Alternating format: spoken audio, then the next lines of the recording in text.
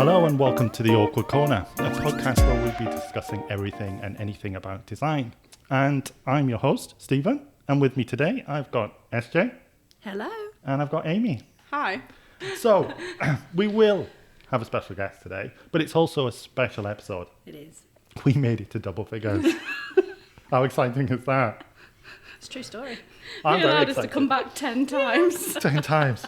Let's hope for 10 more. Yeah. That's all we can hope for. It's been a good run, guys. I've enjoyed Nice it. knowing you. Thank you. My mum is very proud. That's all I care about. We do have a special guest, though. And he is a colleague and a friend of ours. I'm going to introduce him. He is the president of the International Decorative Art and Design Association and director of Design Studies at the National Design Academy. I should get that right, shouldn't I?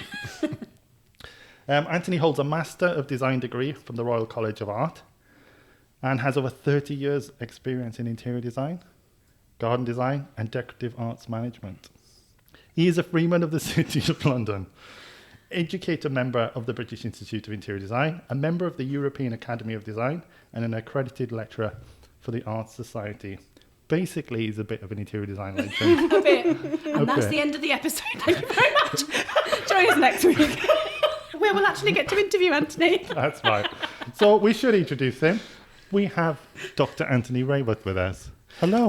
Hello, thank you for a wonderful introduction. Before we carry on, given it is a special episode, we have Anthony here, and we are at number 10. We are. Very, very exciting. I think we should open a little bit of fizz. Yes, please. It wouldn't be the NDA without a bit of fizz, would this could go anywhere, literally. Oh, hello. There we go. It's There such we a go. reassuring sound. it? Yeah, it Isn't is. just? Yes, and the fact it didn't go over on my computer. I shall pour. Talk amongst yourselves. Awesome. Thank you. Should we talk about his pouring style? What's wrong with my pouring? What's wrong with my Actually, pouring there's style? not many bubbles forming. It's not too bad. Keep it going. Keep it going. Steady. Steady, Steady. steady. God. We didn't think about this bit, did we? No, No. you didn't, and I really shouldn't have the Yeah, I mean, logistically. duty of this, but you know. I was going to lean across the table, but we've now got a very large table. There you go, Dr. Anthony Rayworth. Doctor. Thank you. It's what the doctor ordered. Yeah. Oh, hello. Cheers, everybody. Okay. Cheers. Yes, cheers, cheers, Here's darling. to the 10th Cheers. episode. Cheers. Here's to having Anthony Cheers. as a guest, and here's to Dr. Rayworth. Lovely to be here. It really is lovely to have you here, though, because I think it's really interesting, given your experience and your stories, and I think it's nice to pick somebody's brains with so much kind of life experience in design, really, and different things in design, not just one area, which is what we're trying to do here. It's not just interior design for us, even though we're interior designers. It is the fact that we try to cover lots of different things from different angles. Isn't that right? Amy, do you want to give Anthony your quick fire questions? I do. Now, these are quick fire, Anthony. Okay. Some of these we'll probably delve into a bit We deeper will do, definitely. further on. But just 10 questions to get the listeners used to who you are. Hello. Amy surprised us with these as well in the previous She did. episode. We had and no it was idea difficult. about I them. mean, you were really good, SJ, at the quick fire. But Was I? Stephen, not so much. I was channeling my Anthony. Yeah. What can I say? Well, use one word when Exactly. 100 will do. Exactly. Okay, so number 1, first ever design job. Styling the windows at Brown's in South Molton Street with Oh, the that's new very Armani nice. collection. Very nice, Yes, very nice. that's nice. Better than mine. First ever job. Not design related. Were you a paperboy? No, I had a butcher's round Lovely. on a bike and the wicker basket and the front and everything. And all the ladies, it was Saturday morning, and all the ladies used to come out. I think I was about 11. All the ladies used to come out in negligees and lean fetchingly against the door jamb. I was going to ask whether there was any free... 2 for a pound. I was going to ask if there was any free meat, but after that, I don't think I want to.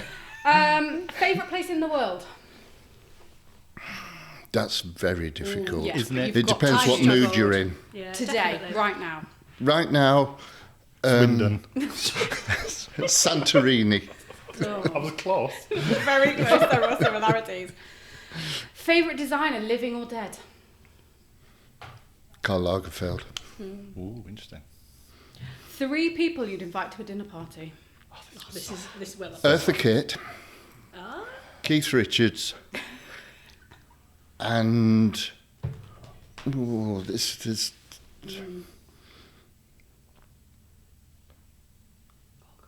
No, I can't think. Can we He just? wants to say me, but he's too much. I just want a little intimate dinner. Just keep it those two. Alexander the Great. Oh, that's not the one who burnt the cakes, is it? No, No. that's the one that took over a third of the world. That's the one. I always get them confused. Very different. That's Alfred the Great.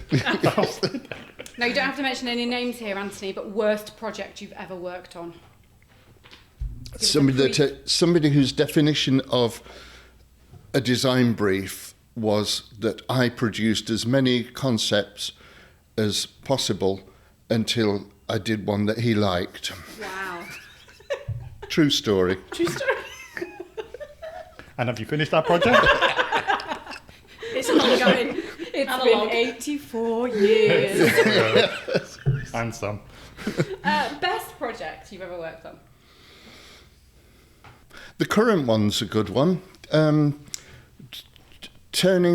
Redesigning someone's 2-acre walled garden that was a private garden into a very smart events and product launch location. Yeah. And weddings and things like that, but they only want to do 3 or 4 a year, so it's just really nice, very special. That does sound nice. Do they need someone to mow the grass? No, they've got 2 robots. Oh. Fancy. 2 robots. Wow. Yeah, Those little.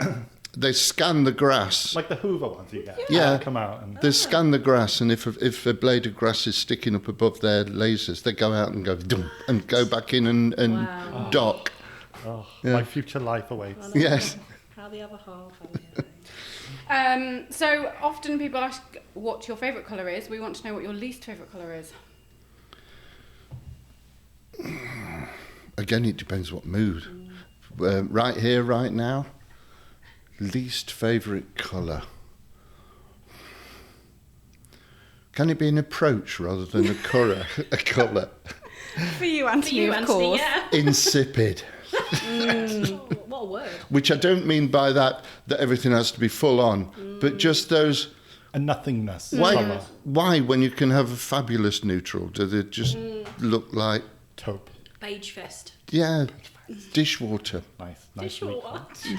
Dishwater. Put some, Dewless colour of the year. dishwater. Hang on a minute. When we did the year where we all tried to guess what it might be. Oh, yes. Steve, I don't remember what my own was, but I do remember Steve's. It was black and it was called Satan's Finger. Yeah. That's a solid name. It You know is a what you're solid getting with name. Satan's Finger. Sounds like a death metal band. It definitely does. Do you know what you're getting? Okay, on topic. So, one thing you'd like to do before you die that you haven't done already, which is probably doesn't leave a lot, does it? Skydiving was good. Ooh. Sorry, hang on a minute. When did you skydive? The day before I gave a conference on Midsummer's Day in Finland That in the doesn't help us, 90s. though, in terms of 90s. Okay, thank you.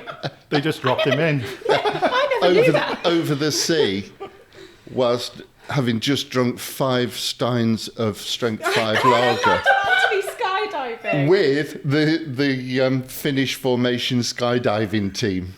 Oh my God, Anthony. You sure you didn't just jump out of the airplane? No, I didn't. I was strapped to the back of a Viking. Oh. Did you hold on to his horn? I thought at the time it was my spiritual Sorry, can I have home. his number? I'm glad I asked that now because there was a story attached to that, which was Yeah. pretty good.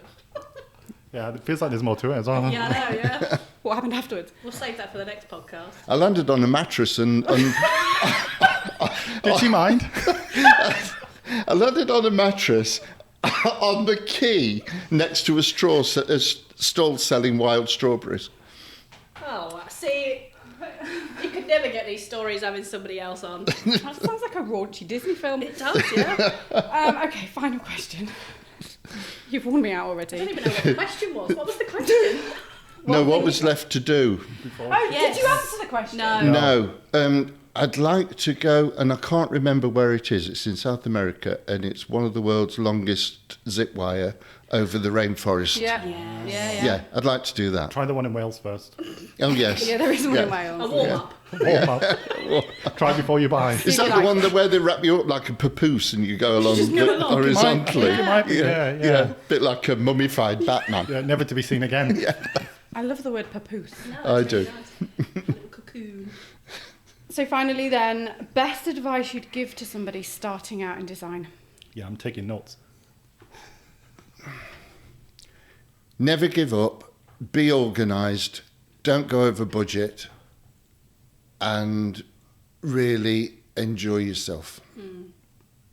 Perfect. Nice. True. Very true. Thank you very much. That's it for my quick fire questions. That was your quick fire That was my question. quick That You was- fire. did really lovely, well there, well done, Anthony. yeah. Yeah, it's relatively quick fire for you. Yeah. Now we can expand. Yes.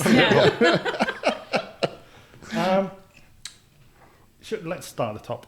Simple question then. Why design for you? It started at school when the art master used to hide me in the art department storeroom when it was football practice, which I hated, absolutely loathed with a passion. And he was extremely inspirational, and he was a graphic designer as well as being a school teacher. And we got on really well, introduced me to modern jazz, and his wife was a brilliant cook. She used to do parties when at the end of the 5th year, and so we had paella and things like that. It was lovely. Right, And from there, I got into Derby College of Art and did textiles, studied textiles for a year, realised that it wasn't what I wanted, and switched to fashion, which was absolutely what I wanted at that time. And that's what got me into design in the first place. Then I worked at Brown's in South Malt Street for 5 years, and then worked with Derek Jarman for a little bit, and then went to London College of Furniture, then the Royal College, then opened my own gallery, and the rest is history. followed. Yeah. So the transition from fashion to furniture, did that happen gradually or was that quite... I wasn't good enough. You know in your heart when you're not really good. I loved it, which is a totally different thing to being good at it. Yeah. I was looking forward too much to the new collections coming out, As opposed to wanting to create one of those collections. And also in those days, which is antiquity virtually, it's 1975, and there wasn't the outlet for the, not exactly peripheral, but associated things. Yeah. The amount of styling that would be done, the Instagramming, all that, which is where I would have gone. Yeah. Because it's, you know, anybody that knows me know I'm like a magpie. I just like to look at things, collect things all the time. And so, yeah, I think I was more interested in furniture and putting interiors together as well, because I never saw furniture as an individual piece, which used to drive most of the tutors bananas, really. But, there was always a location.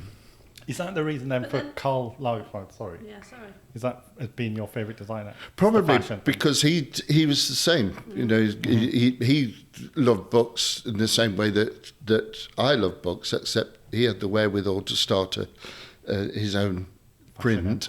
Yeah. And he had over 600,000 volumes in his personal library. I mean, that's what we aim for. Yeah. When you talk about library. Oh. And because there weren't books that he wanted, he started his printing house and commissioned people to produce them. And I like that. Yeah. Yeah.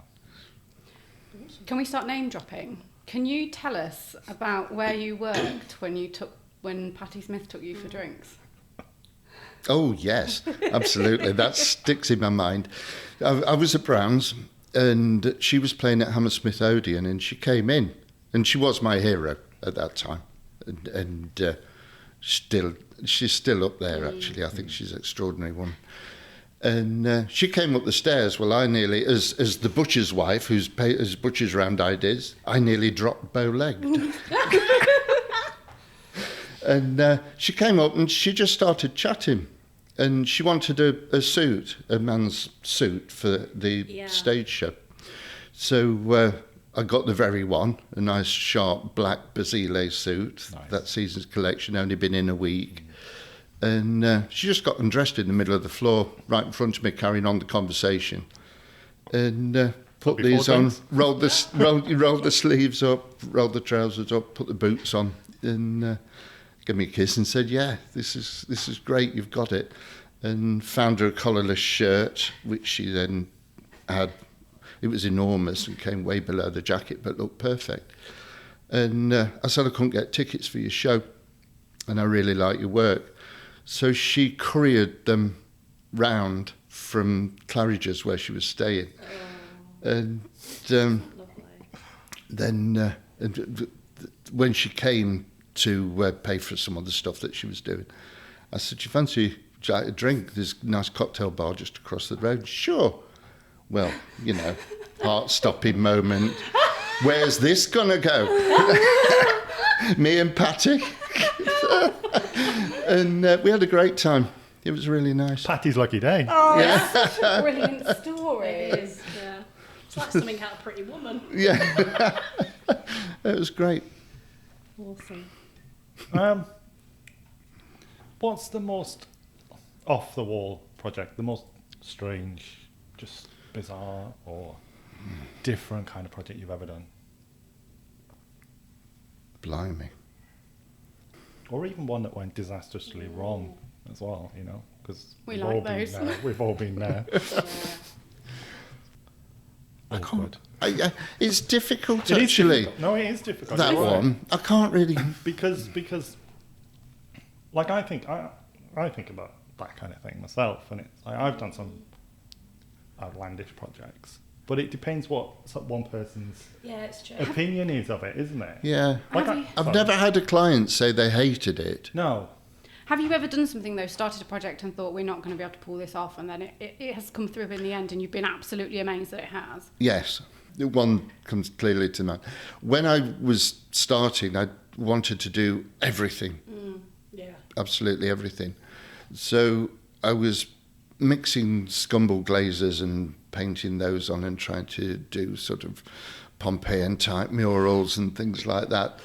We all have that phase. As the really pristine glass display cases for this fashion shop was in Soho that I was doing, and I thought we're just never going to do this, and because I think we had 5 days or something to do it in. There were 3 of us, and Pulled it off.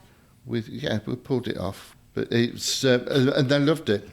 It was Paul Smith's manager was opening his own.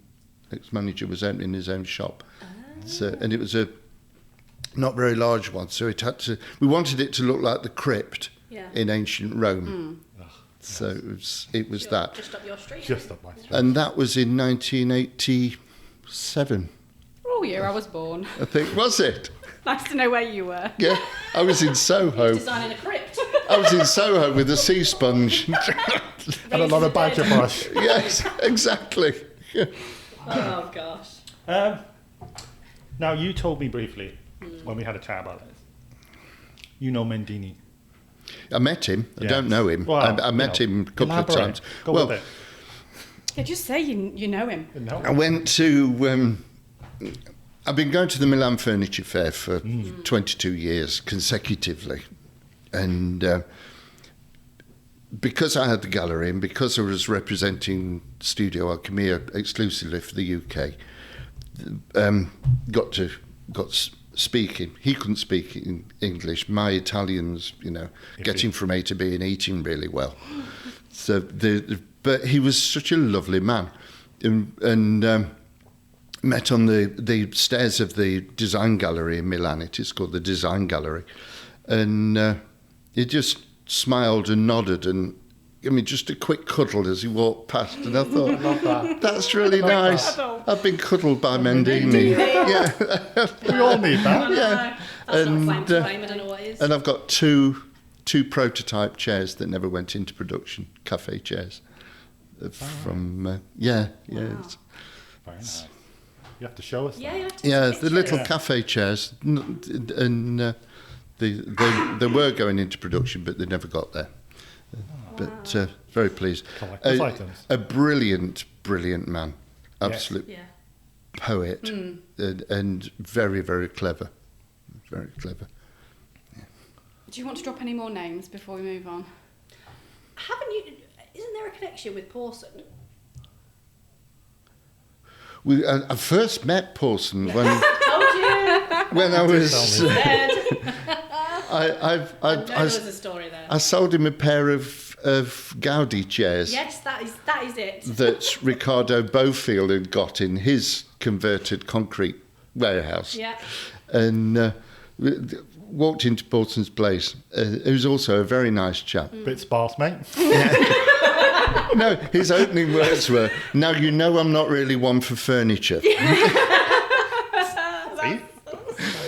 But he did buy 2 hand-carved oak Gaudi chairs Very nice. from B&B, not B&B, BD Ediciones in Barcelona. And we sort of chat now whenever we meet. It was very funny at a BIID conference that I was at. There was Paul Smith, who I've known for decades, because I'm from Derby, he was from Nottingham, so we used to go to and we actually went to see Bob Marley together at the Birmingham. Do you know Bob? Did you know Bob personally? But we got in a real state, and he was there, and Paul Thompson, from the old director of the Design Museum, a former rector of the Royal College, he was speaking as well, and Charles Jenks, and they all said hello as we were passing, and I said to Paul, because he was just opened, he was up to about 42 shops in Tokyo then, and so you're getting really big now, aren't you, Paul? And he says, yeah, it's my heels.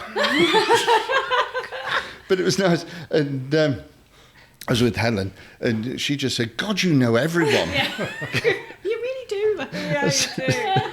And that was quite funny. It was nice that you know. That's lovely. Thank you for sharing. If you could do it all again, what would you change? I'd be better at making money.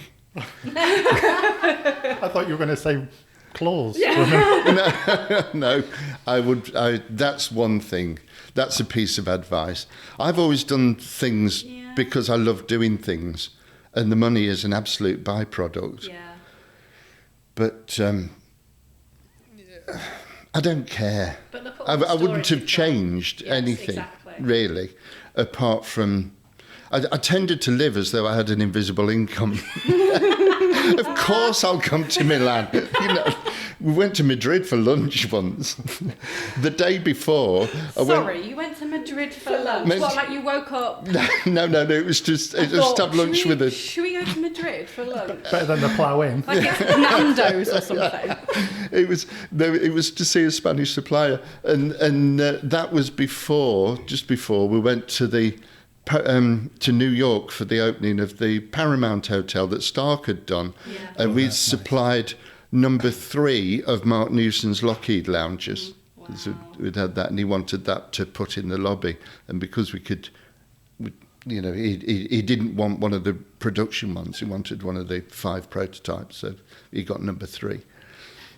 Was nice. lunch good? Lunch was great. Do you remember what you had? No, Tapas. wine. Best kind of lunch. I'm just taking it all in, sorry.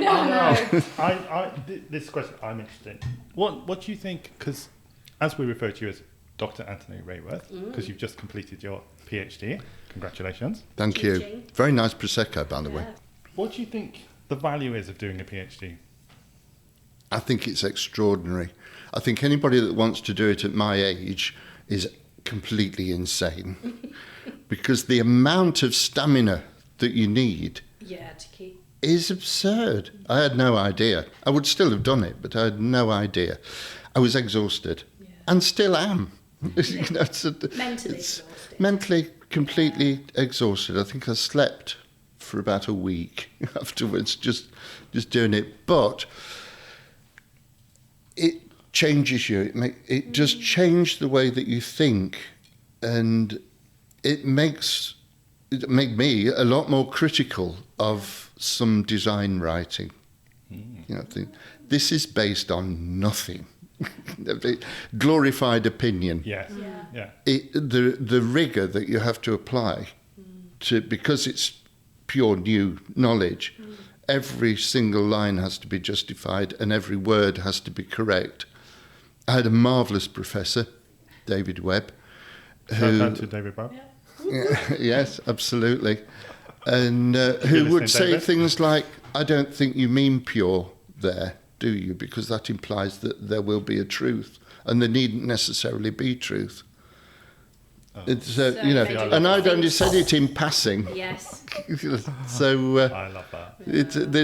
there are things when you get questioned like that, Yeah. you really start to think about. I think that's really interesting though, because that's like, especially someone with your experience as well, who you know, you feel comfortable about what you know and how you know it and the way you know it and that. But yet, even then, you're still challenged to think about. Absolutely, this was completely uncharted territory for me because it was philosophy. Yes. I was based. The professor is head of philosophy at the university, and I'd never studied philosophy at all. So my entry to philosophy was at PhD level, which is nuts, absolutely nuts. The language is absurd. To identify the thingness and its thingly quality Yes, I've been in there, its thank you. being, you know, and its being in the world, and it goes on. It's Heidegger, and Heidegger is well known for being impenetrable. The writing. Now, it was Heidegger and Husserl, because it was, my research was at the point where, at the confluence of interior design, fine art curatorial practice, and phenomenology, which is the structure of experience. So I was exploring things like what calls thought, not what you thought about it, but what called that thought. What is it deep inside that triggered you to think of that at that point? I need more Prosecco. Yes. There we go, Steve. So I could go on for days at this point. That's sort of line 2 of the introduction of the PhD. So it's marvellous. It really does. I recommend everybody should do it, but preferably before you hit 50. Come on. You've got another, 6 months? Oh, wow.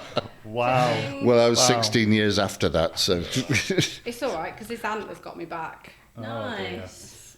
I think, to me, that's the beauty of education, though, isn't it? Full stop, really. Yes. Is to keep Challenge. pushing yourself, to Absolutely. challenge yourself every time, no matter what level you're. Because I'm now thinking of postdoc stuff and putting bids together for Arts really? Council, and really, I want to do exhibition using. I don't know whether I should go into this because it could take a long time. I mean, we've got a great producer. For my PhD, I used the Bellini masterpiece, the Feast of the Gods. And a beautiful piece it is. Wonderful. And within that painting, there's a Ming bowl that was presented to Doge Lorenzo Loredan in 15-something in exchange for safe passage for the Persians for the trade route. And the glaze used on that bowl was traded by the Mamluk sultans to the Chinese in the 9th century. And Bellini happened to be at the ceremony where the bowl was presented to the Doge and said, that would be perfect for the painting I'm doing for the Duke of Ferrara, which turned into the Feast of the Gods. And I unpacked, if you like, 3 objects from that painting, and I'd like to do the same within a country house, to make an exhibition which unpacked one of the paintings in the collection, and surrounding it with objects from the other periods, but if possible to find the specific objects wherever they are in the world, and bring them together, sort of reunite the painting down to the interesting thing was in the Feast of the Gods, they're all dressed up in absolutely height of fashion in northern Italy in the beginning of the 17th century. And so to get some things like the hairpins and some of the jewellery that they were using, eBay. and the wine glasses, eBay. Yeah. You never know. Renaissance eBay. You never know. But that's the sort of thing I'm interested in. So I'm just putting a bid together at the moment to do a preliminary you'll have study. To come back and update us on it. Absolutely. If you succeed. And I mean, I was going to do a proper exhibition for the PhD, but COVID wiped all that out. And actually, it worked out better because it's in the end, as I say, I produced. I didn't at all. Far from it. But a 25-minute video was a digital version, which was fabulous because it meant I could choose everything. I got my favourite ceiling, my favourite marble slab for the thing. It's like the floor was from Pompeii. It's all my favourite bits, which were underpinning the origins of the objects, if you like, were in there. So it emphasised the point I was trying to make. And it's about curating the world of the object rather than the object itself, which is interesting. I could only do that through exploring the phenomenology side of things. Do you think that passion has come from you creating exhibitions in the past? Probably. And going to Milan, I remember I went to the first Memphis show, which was in an airport, a disused airport, and they'd put apples and mint in the air conditioning. So it smelled completely fresh. It was bright colours. Everything else was. When was that? Sort of, God, 1974.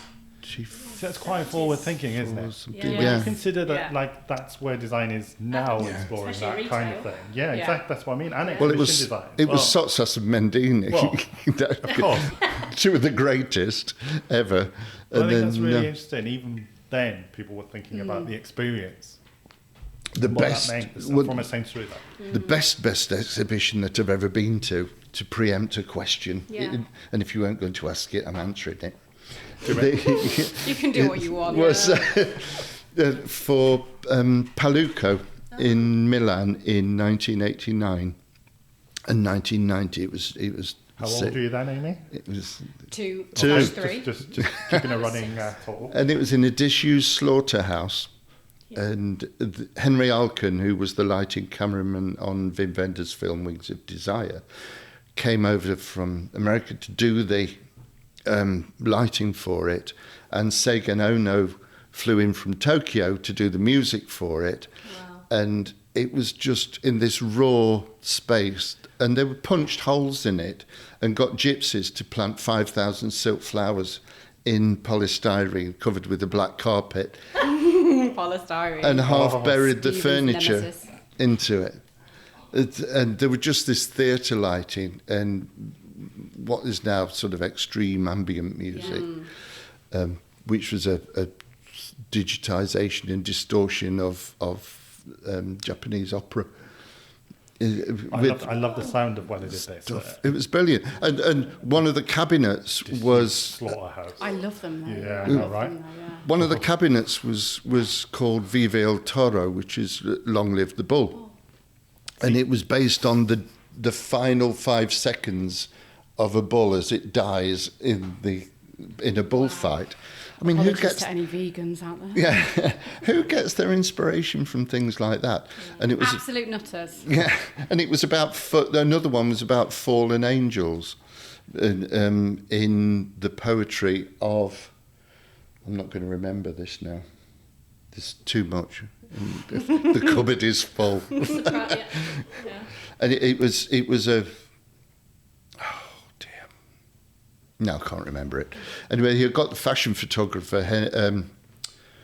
He's gone. He's gone as well. No, I've gone. But Peter Lindbergh, who photographed the entire collection on the beach at Latuke in sepia, Wow.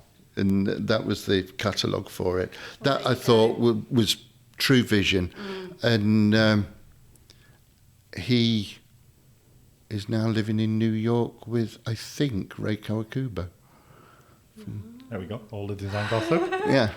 See, the way you talk about that, though, you can tell that that's where Oh, it's fabulous. passion has come from. It's amazing. from the Still PhD. sends shivers up. And I wanted it. Yeah. It's that curatorial practice yes, and the feeds into the presentation of objects. the in the Inga Maurer collection. exhibition in a disused, deconsecrated Baroque Yeah. cathedral. Love that. Oh, that sounds nice. Yeah, it's extraordinary. And I thought, God, I had no idea that such emotion could be produced through an exhibition of Yeah. design, because normally it's just music that does that. Yeah. I think that kind of feeds into kind of one of our final questions really as well, in terms of we're curious to know where design is going to be. Forgot about the questions. It's all right. I'll bring us back. Interior design in 20 years.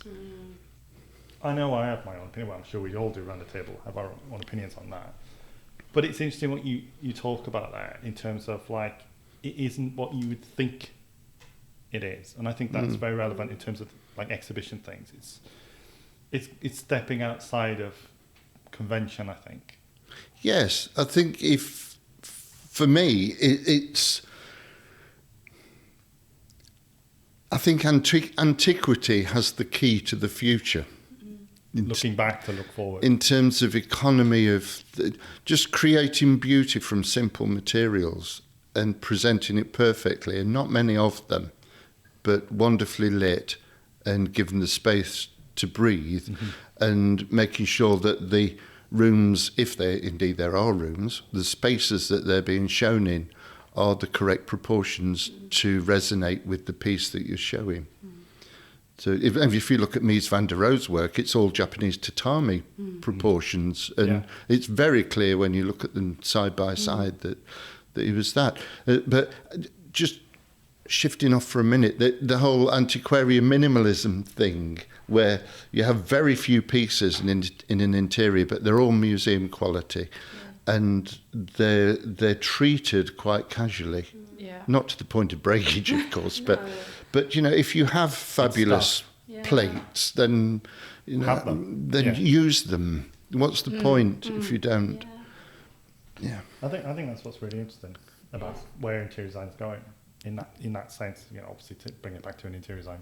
We are in incredibly liberated times design-wise, and it's absolutely magnificent. And too many people, I think, are trying to take us back to the trend-focused approach, which I think we've touched on this before. Yeah. I'm so far removed from that now, especially after doing the PhD, that it doesn't even register. It's like having a flicker in the core of the earth. So I can't bear it. I just can't. There has to be something that absolutely moves you, and I don't care whether it's from IKEA or the British I Museum. think you're right. I think It's true. It's personal. I think absolutely. that's where- There's no snobbery attached to it. Which is why also I was looking at new ways of curatorial practice, trying to find new ways of that, which isn't to do with the body of knowledge that you need to understand a Malevich black square. Now you're talking my language. Yes, which of course is beautiful, and which I explained to a woman in the Museum of Modern Art in New York. Really? What did She said, "What am I looking at?" I said, "There's a world of difference between this black square and a minimalist black square." Very, very true. There you go. So I explained it, and she said, "Oh, thanks so much, honey."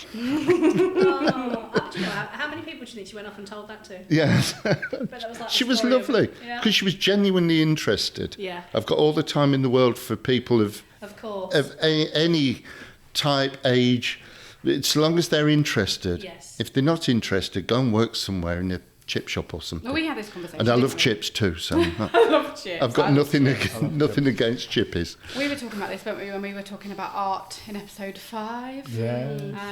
That was a good one. actually, Thank you.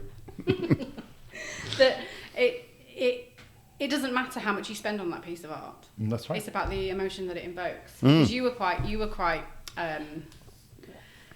Let's have it. What's the word I'm looking for? Scathing? Yes, about Probably. potentially about people who might go to IKEA and just pick up a baby and a flower. I think is what we were referring to. It's true. I think it's the intent, But isn't it? That if something invokes an emotion in you, Oh, it did in me. then I think that is enough. Yeah, I don't disagree. I just sometimes think. I mean, I think it is about taking the snobbery, as you say, the Yeah. snobbery. It's not about that, is it? It's about. Well, I think ultimately that's where design is going, and across all formats. It's Yes, like I agree. that kind of personalised Yeah. approach, whether it's retail, whether it's exhibition, whether it's fashion even as well now, Yeah. because the personalisation that there is in fashion, where you can go and have bespoke items made that you would never have thought about, like trainers and things like that. It very much is leading into what does the person get from it? Yes. Yeah. Yeah, How rather exactly. than- There are no rights, wrongs, do's, Which don'ts. is really odd though, isn't it? Yeah. Because especially interior design, it's a human-centred It is. approach to design, yet we've never actually done it like that in a personal sense. No, I think it's true. I think it's about new approaches and looking at sort of almost reappraising the boundaries between the connections of different design. It's forgetting convention, isn't it? Yeah. Yes. I think that's important. And there's nothing wrong in having a antiquarian minimalist room leading into a porcelain type shrine for a bit of like having a sorbet That's between like what you courses. said. Which gallery was it that you went to in New York that had the room and it was a complete It's the Art Met. Deco? Yeah, the Met. Yeah, the Mets. With the Art Nouveau. That's Love it. exactly, you know. But then you said that about your own house though, Amy, as well, didn't you? That if the dream house, you wouldn't necessarily have the same style. No, Right, I like don't. the way I mean, I don't. like No, the way I don't. true. Which I am a bit conflicted about because I do like something that Well, Do you it like the depends what you need from each consistency? space. Yeah, exactly. And also it's not static. Yeah. yeah. What you want from it now is different Yeah, I to think so. Continually. Yeah. It changes and evolves. rehang, move stuff Yeah. around, Yeah. shoot, make the bedside tables into sofa side That's tables. why I always like rooms though, I like rooms too. rather than open plan living for that precise reason. I get That what you're actually saying, you can yes. create theatre in a space. I think If you the have a room, you can, but also if you have a free flowing like a Zaha space, for Yeah. example, then the presentation of each object and the selection it's a proper display then, Yeah. rather than a habitable theatre set or whatever. It's a different approach to things. I rather like that. When I had my gallery, it was one room, 3,000 square feet with just things Yeah. dotted around and 60-foot high ceilings with theatre lights Good and height. stuff. It was nice. yeah. And it was lovely being in there Yeah. because you did feel different in there and you used the furniture in there differently. Because we used to have lunches and breakfasts and salons in there as well, which was rather nice. Sounds very nice. Sounds lovely. Because when all the new collections came out, the Borget Sipek porcelain for Driardi and things like that, then we'd have a dinner to use it to show people how it's used, because it wasn't always obvious. No, it isn't always obvious. I think we've probably. I know. Do you know? I feel so calm listening to Anthony. Anthony's like the David Attenborough of design. Wow! Look at that. What a statement! You are right. That's really What a funny. statement. It is though, isn't it? It's like, Oh, I've got the this better is time. your This- live theme tune in my head. Have you really? This is your life now. Bye. yeah. I'm going to go and get the red book. It's been a real pleasure. Yeah, Absolutely. definitely. Honestly, It has, thank you very to much. have you here and share Thank your you for wisdom. asking me. No, anytime you want to come back, let Yes, us know. please. Any reason for drinks? Yes. Yes, It's a real- please. Episode 20? I was thinking 12. Not going to lie. That's been brilliant, Anthony. Thank you very much. Thank you. For Thank you. joining us. It's a pleasure. I think we're done, guys, aren't we? There's Yes. nothing else left Yeah. to say other than thank you for listening, really. You know where to reach us. We'd love to hear your thoughts on Anthony's discussion with us. You can reach us at awkward@nda.ac.uk, and we're also on Instagram at the National Design Academy. So come and find us, talk to us, engage with us, leave your comments. Rate and review as well. You know, that's getting important for us now. Now we're at episode 10. I think it'd be nice to continue to build the audience we've already got. So try and subscribe if you can. Other than that, thanks for listening. Goodbye. TTFN. Bye. Bye.